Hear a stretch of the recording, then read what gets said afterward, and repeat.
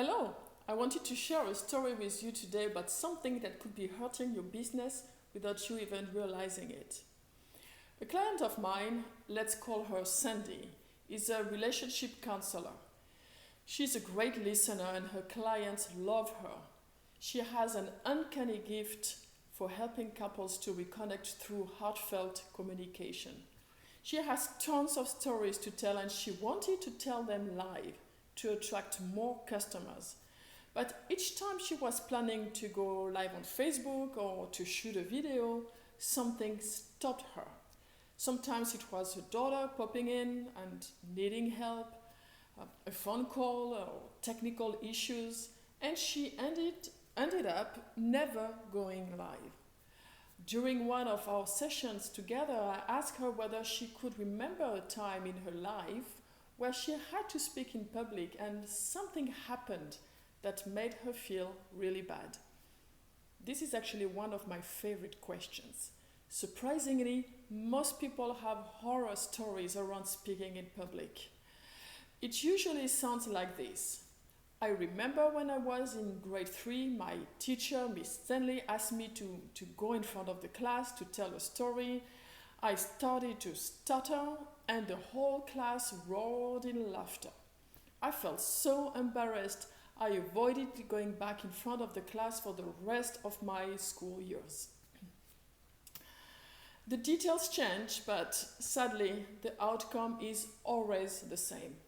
I spoke in public, something bad happened, I never spoke in public again, or it was never the same again. It turns out Sandy had one of those stories as well. When she was in grade 3, her teacher asked the class to learn a poem. Sandy picked a poem she liked very much, and when she got called in front of the class, she recited it proudly and perfectly. The teacher looked at her sternly and said, "Very good, Sandy, but this is not the poem I asked the class to memorize. I wish you would pay more attention in class and not do only what pleases you." She felt so mortified that she wished she could disappear in the hall. As a result, each time she had to speak in public, she was getting so anxious that she avoided it at all costs. And right now, it was at the cost of her business. Does this sound familiar to you?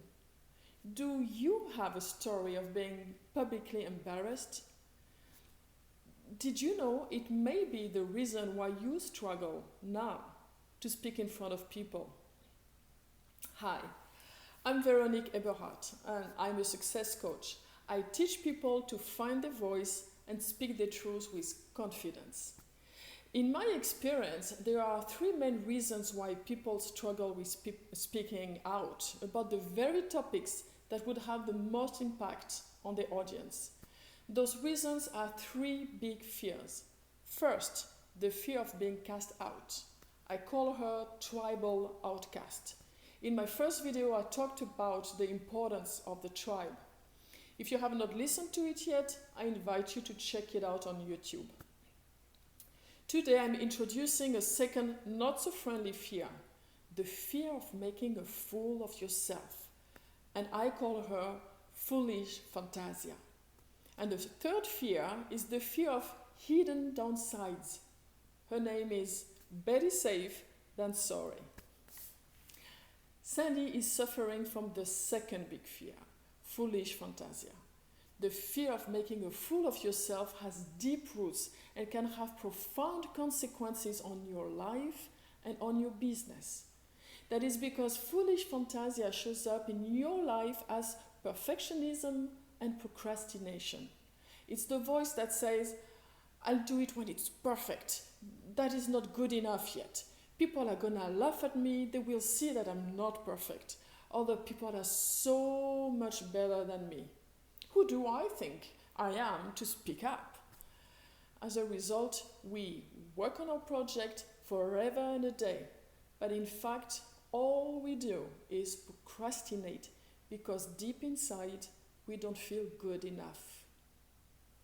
And we think that people will see that and laugh at us or reprimand us, just like Sandy's teacher. Wow, that's harsh. But that is exactly what foolish Fantasia is screaming at you at times like this. You are making a fool of yourself. The problem with this fear is that as you aspire to change your life or grow your business, foolish Fantasia tells you that if you do it, you might fail, and you will be ridiculed, embarrassed, and even shamed. And this is unbearable. So most of the time you don't even really try, or you do things half-heartedly. And the kicker is that foolish Fantasia also believes that if you succeed, if by a miracle everything is going well, then you will have to put yourself even more up front and be even more in danger of being ridiculed. And this is even more unbearable. It's a vicious cycle, and you may not even know it's going on. The truth is, you can't win until you recognize foolish Fantasia's voice in your head. Through working with me, Sandy and many of my clients realize they've been conditioned by past events and other people's belief. They are able to see the fear of making a fool of themselves for what it is, an outdated pattern. Sandy recognized that her fear of speaking in public was coming from that fateful day in 3rd grade when she was so harshly and publicly scolded. This changed everything for her.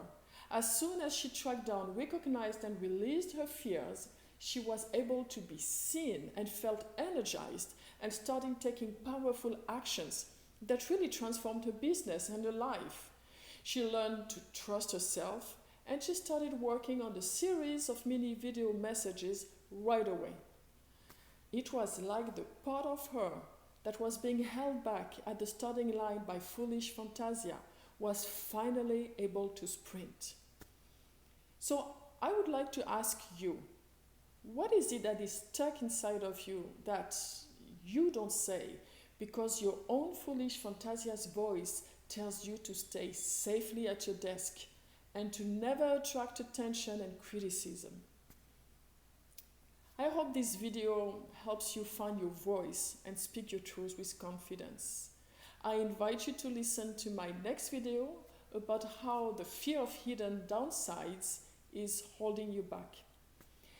In the meantime, please leave your comments, and if you found this video helpful, please do your friends a favor and share it. Thank you for listening.